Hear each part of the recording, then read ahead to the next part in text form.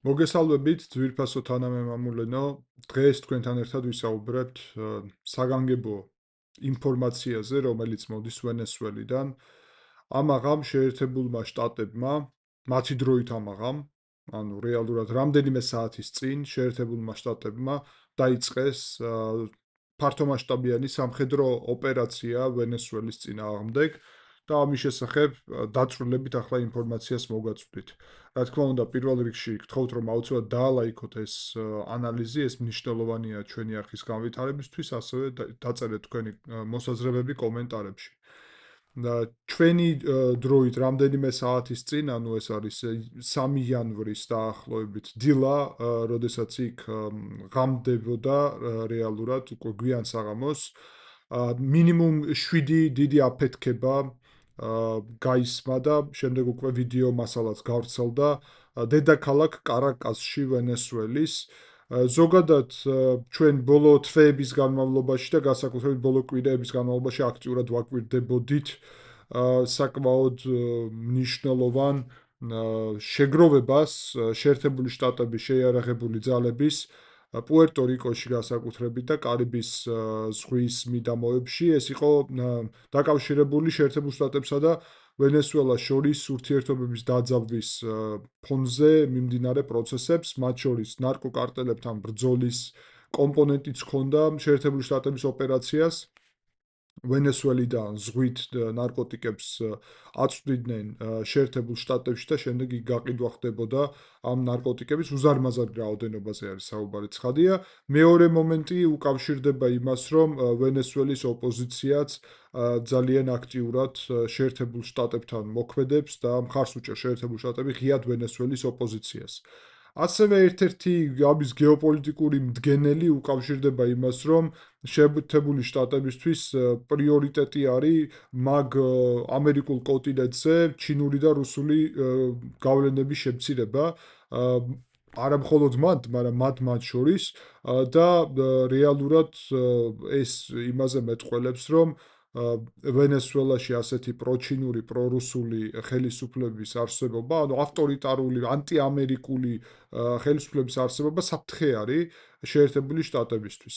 ამ კონტექსტიდან გამომდინარეობს. ეხლა საქართველოს პერსპექტივიდან მოკლედ გეტყვით, რომ მაგალითად დაიბობა ის კვარტალი, სადაც ვენესუელაში არის ბჭყალებში ეგრეთ წოდებული აფხაზეთის საელჩო, რუსეთის ძალისხმევით, ესე იგი, მადურომ, ანუ მოქმედმა დიქტატორმა ვენესუელის აღიარა ჩვენი ტერიტორია ბჭყალებში დამოუკიდებელ სახელმწიფოდ და შესაბამისად ის რომ ეს უბანი იბომბება, ალბათ ჩვენთვის მისაღები იმ მხრივ არის, რომ საქართველოს ტერიტორიული მთლიანობის გამტკიცება სულ მცირე ხელს უწყობს, თუ ასე შევხედავთ ამ საკითხს. თუმცა დაუბრუნდეთ თავად მოვლენებს, ავიაცია აქტიურად მოქმედებს ეხლა კარაკასის ცაში და ჩვენ ამას თქვენთან ერთად ძალიან მალე რუკაზე შევხედავთ. უნდა ვთქვათ ასე, ვერტმფრენების აქტიურობა ფიქსირდება აქტიური, რაც ძალიან საინტერესო არის, რა მიზნები გააჩნიათ ვერტმფრენებს. ელექტროენერგიის უკვე სერიოზული პრობლემები არის დედაქალაქ კარაკასში, ასევე ინფორმაცია ვრცელდება, რომ მიმდინარეობს სწორედ თავდასხმა, ანუ დარტყმები სტრატეგიულ ობიექტებზე და სამხედრო ბაზებზე.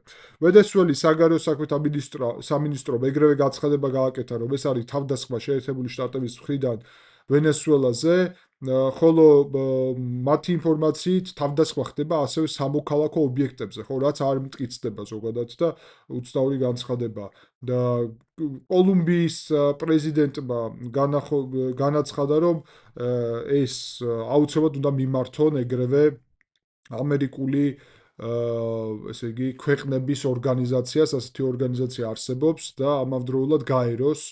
შეერთებულ შტატებს ჯერ არ ქონდა არანაირი ოფიციალური განცხადება ამ საკითხთან დაკავშირებით, საუბარია იმაზე, რომ დაადასტურეს დარტყმები კარაკასში, თუმცა ომის გამოცხადება არ მომხდარა. ნუ როგორც 21 საუკუნეს ჩვევია, ომი იწყება ომის გამოცხადების გარეშე. პრინციპში თეთრი სახლი და პენტაგონი აქამდეც აქტიურად ზრდიდნენ საკუთარ შესაძლებლობებს ვენესუელის საზღვართან და ეს რამე სიახლე განსაკუთრებული ანალიტიკოსებისთვის არ არის, რომ იქ შესაძლოა ნებისმიერ მომენტში შესაძლებელი იყო მდგომარეობის დაძაბვა და სამხედრო ესკალაცია. ამ მომენტისთვის ასევე ვიცით, რომ ეს არის კულმინაცია გარკვეულწილად მწვერვალი აი ამ დაძაბულობის, რადგანაც მანამდე იყო შეერთებული შტატების მხრიდან დარტყმები კარიბის ზღვაში ამ ნარკოტიკების გადამზიდავ გემებზე, შემდეგ იყო რამდენიმე ნავთობით ტანკერის ჩამორთმევა, იმიტომ რომ სანქცირებული ნავთობი არისო და უნდა ჩამოგართვათო. მერე იყო ბლოკადა მთლიანად პრაქტიკულად ვენესუელის და შეერთებული შტატები აცხადებდნენ, რომ საერთოდ აღარ მიუშვებდნენ სანქცირებული ნავთობი, რომ ტოვებდეს ვენესუელას. ასევე იყო საუბარი იმაზე, რომ CIA, ანუ ამერიკის მთავარი სადაზვერვო ორგანიზაცია აწარმოებდა გარკვეულ სპეციალურ ოპერაციებს ასევე ვენესუელაში, სხვადასხვა დრონის მეშვეობით. ზოგადად შეერთებული შტატების შესაძლებლობები იქ მნიშვნელოვნად იზრდებოდა და მათ შორის სანქციების წნეხიც მნიშვნელოვნად იზრდებოდა შეერთებული შტატების მხრიდან მათ წინააღმდეგ. ახლა უკვე თქვენთან ერთად ჩვენ გადავხედავთ რუკას, მანამდე გეტყვით, რომ ჯერ ზუსტი ინფორმაცია იმის შესახებ არის თუ არა ეს ფართომასშტაბიანი ომი, სპეციალური სამხედრო ოპერაცია თუ რაიმე სხვა ტიპის მოქმედება ერთჯერადი მაგალითად ჩვენ არ გაგვაჩნია, მაგრამ რუკაზე როცა ახლა გადავალთ, ვნახავთ, რომ გაცილებით მეტის ვარაუდი შეიძლება უკვე.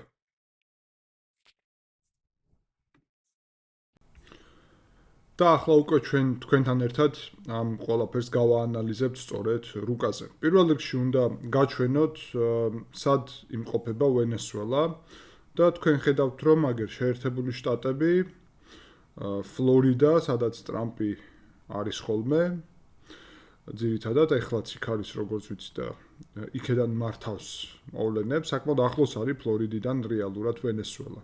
ესე რომ შევაფასოთ, კუბა ხომ საერთოდ. შეერთებული შტატები ასევე არის აქ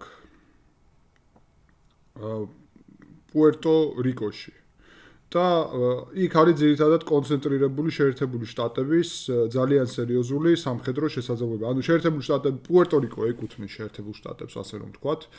და შესაბამისად აი ამ ტერიტორიიდან მანძილს თუ გადავხედავთ, კარაკასამდე არის დაახლოებით 850 კილომეტრი. ეგ არის ძალიან ცოტა რეალურად ნებისმიერი სამხედრო ოპერაციისთვის ზოგადად და ხელს უწყობს იმას, რომ ვენესუელის წინააღმდეგ განხორციელდეს ასეთი ოპერაციები. ეს ტერიტორია, აი რაცაც ხედავთ, ეს არის ვენესუელის ტერიტორია, გარდა აი ამ ოლქისა, რომელიც ცალკე არის აღნიშნული. ეს გაიანას ტერიტორია არის მეზობელი სახელმწიფოს, თუმცა ვენესუელას აქვს პრეტენზია ამ ტერიტორიაზე და შერეული კონტროლი არის, მოკლედ, ამაში არ ჩავუღრმავდეთ ახლა. მთავარი ამბავი უკავშირდება ამ მომენტისთვის, როგორც ხედავთ, პრაქტიკულად არცად არ არის სამხედრო მოქმედებები გარდა დედაქალაქისა და დედაქალაქის რეგიონისა. ახლა მოდით ჩვენ თანმიმდევრულად დავიწყოთ პირველი ინფორმაციის გავრცელება, როდესაც დაიწყო და რეალურად ეს არის დაახლოებით 2 საათის წინ, როდესაც პირველი ვიდეოები გავრცელდა მათ შორის აქედან კარაკასიდან. ყველა საინტერესო არის, რომ ესე იგი შვეულფრენები დაფიქსირდა კარაკასის ცაში. ანუ ალბათობა იმისა, რომ შეერთებულ შტატებს აქვს სახმელეთო ტიპის სპეციალური ოპერაცია დაწყებული ამ მომენტში არის ძალიან დიდი, იმიტომ რომ ამის მტკიცებულებები არის უკვე.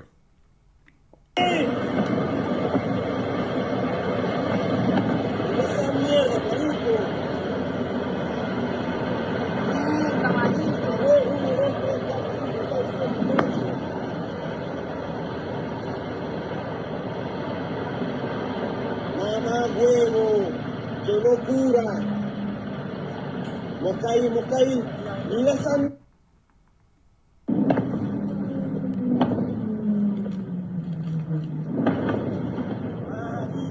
თქვენ ხედავთ, რომ დარტყმების პარალელურად შვეულფრენები სადღაც მიემართებოდნენ მიზანმიმართულად. Marico, mira esa mierda.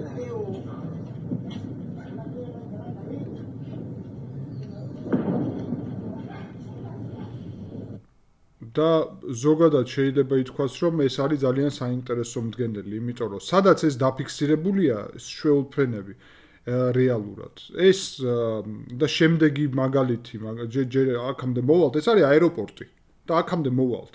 მაგრამ დარტყმები ასევე განხორციელებული არის ესე იგი, აი აქ ხედავთ კარაკასი არის ქალაქი, დედაქალაქი, ხო, ხედავთ რამხელა დედაქალაქი არის, მასშტაბით დიდი, თუმცა ნაპირზე არ მდებარეობს დედაქალაქი და დედაქალაქთან ახლოს ნაპირთან მდებარეობს ესე იგი, სხვადასხვა პატარა ქალაქი, სადაც არის ერთი აეროპორტი და ასევე პორტი. აი აქ არის პორტი, რომელიც ჩანს, ხედავთ პორტს, ეხლავე, აგერ პორტი, ხედავთ და ამ პორტის მიმართულებით არის განხორციელებული დარტყმები, როგორც ხედავთ.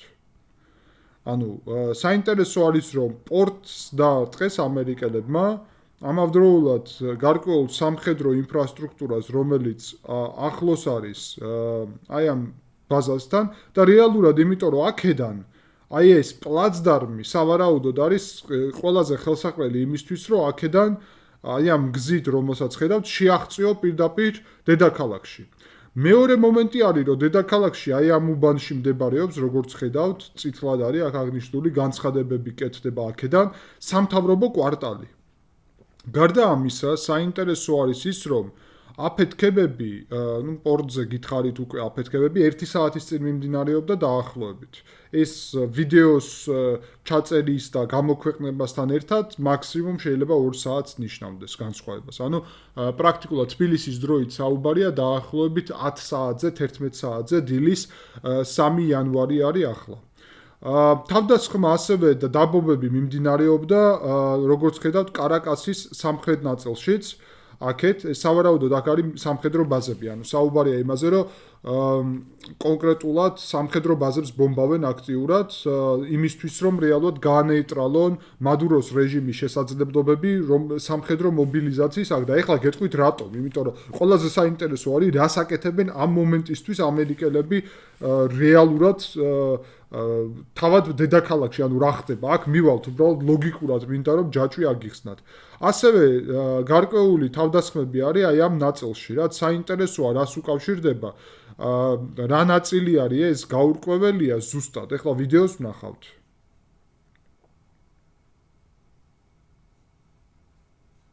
ხო, სავარაუდოდ არ ხსნის ამ ვიდეოს. საკმაოდ ცუდად მუშაობს ეხლა ნებისმიერი წყაროები, რომელიც ვენესუელასთან არის დაკავშირებული. ხო, აქ ხედავთ რომ ხო, ეს არის აი ეს ნაწილი მოქალაქეების მტკიცებით არის სამხედრო კომპლექსი, ანუ გარკვეული სამხედრო ბაზა.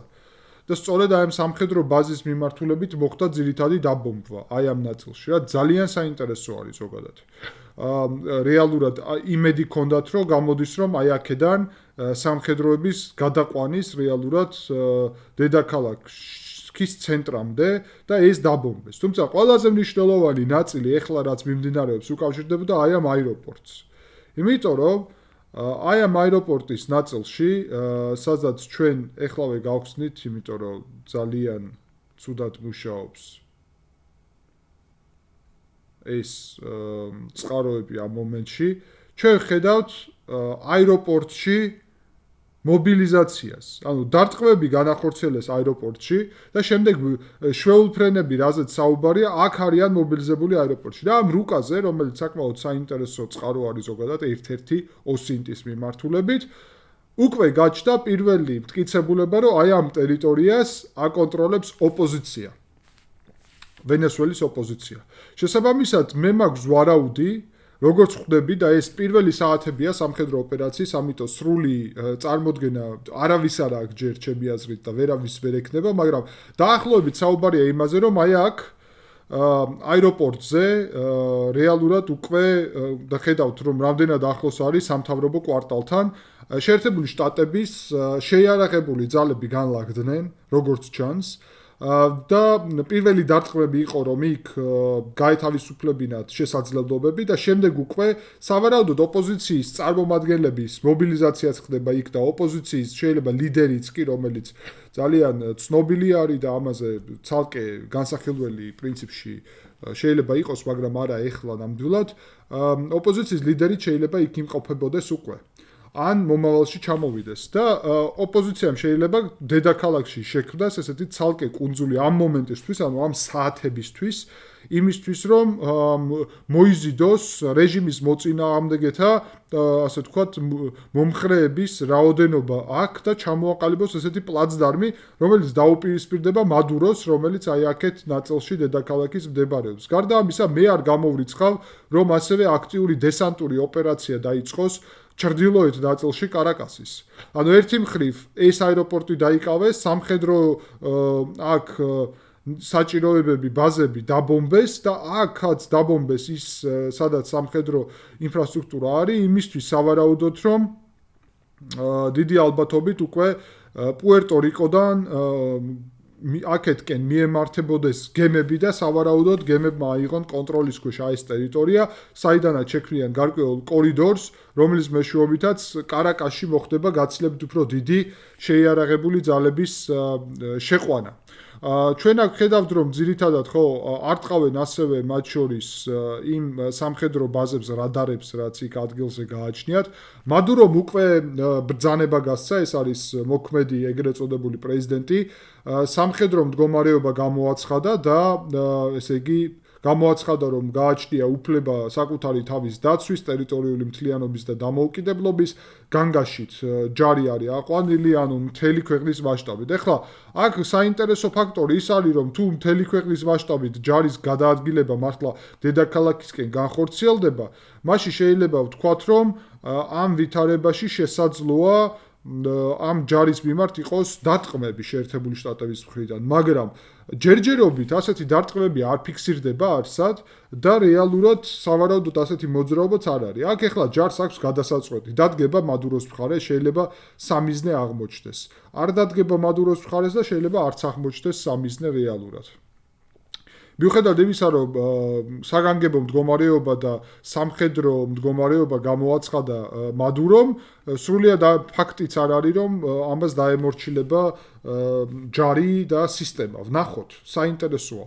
უკვე გამოაცხადა, რომ ეს იმპერიალისტი ამერიკა არის, რომელიც ებრძვის მის დემოკრატიულ ხელისუფლებას, ხო, სასაცილოა რა თქმა უნდა, დემოკრატიული მადურო ავტორიტარი არის ბოლო ხარისხის რეალურად, რასაც აკეთებდა იქ, მიითვისა სრულიად ხელისუფლება და შეერთებული შტატები ოპოზიციას ეხმარებიან ეხლა რეალურად და არა ოკუპაციას არაპირებენ. ვენესუელის არაფერში არ ჭირდებათ ვენესუელის ოკუპაცია. რატომ? იმიტომ რომ მადურო გრძელვადიან პერსპექტივაში, ხო, როცა ვსაუბრობთ, რატომ? იმიტომ რომ მადურო გრძელვადიან პერსპექტივაში იქ რუსული ბირთვული რაკეტების განლაგების საშიშროებას ქმნის, მათ შორის ბალისტიკური რაკეტების. გრძელვადიან პერსპექტივაში ჩინური გემების და ჩინური სამხედრო ბაზებისთვის შეიძლება იყოს პლაცდარმი და შესაბამისად შეერთებული შტატები მოქმედებენ აი ამ ლოგიკით და ყველაზე მნიშვნელოვანი, მართლა ყველაზე მნიშვნელოვანი, ეს მოქალაქეთა სურვილს უკავშირდება, ანუ მოქალაქეები არიან მადუროს წინააღმდეგ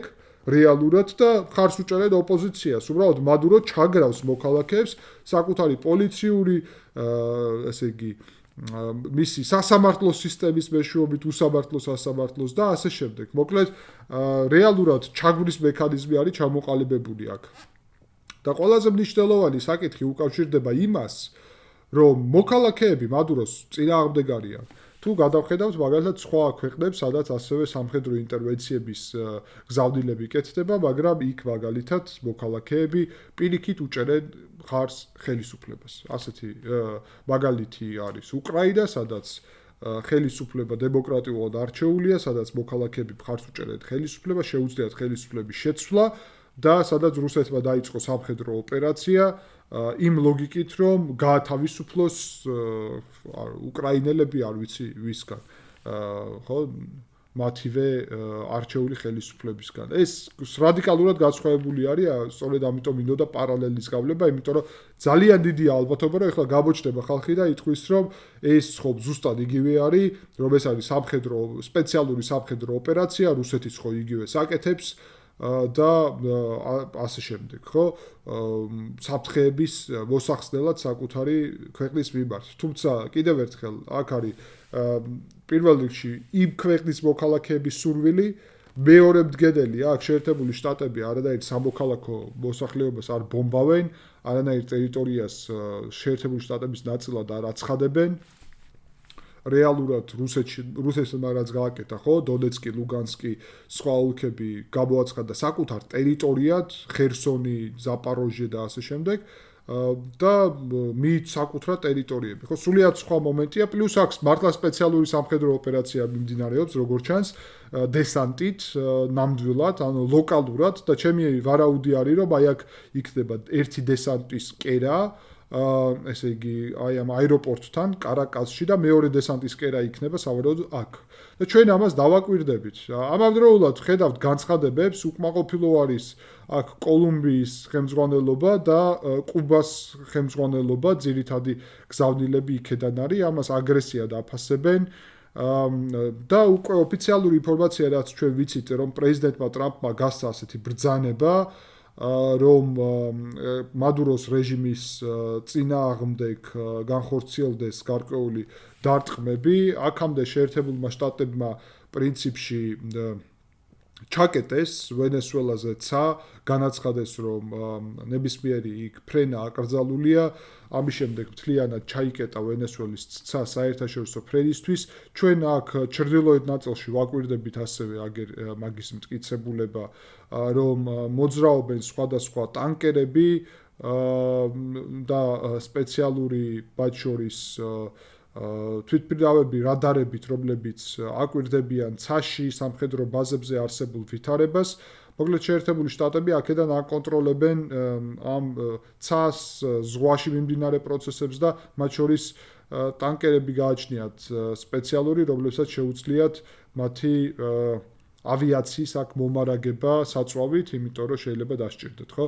2 საათის წინ დაახლოებით ასევე აი ცა ჩაიკეტა, ანუ სამხედრო ოპერაცია 2 საათია, რაც დაწყებულია, სწორედ ამიტომ ბევრი ინფორმაცია არ გაგვაჩნია ამ მდგომარეობისთვის, ამ მომენტისთვის და შემიძლია ასევე გაგიზიაროთ პორტის დაზიანების კადრები. Invisir, mija, boom. Sí, míralo. Dios mío, en la casa voy buscando, mira. Santo Dios. Vete para acá, mamá. Vete para acá, mamá. ¡Ay, gato! Los misiles, cuidado. Dios mío, santo. ¡Los misiles! ¡Baje los misiles! ¡Va, gato! Tira, mira los misiles.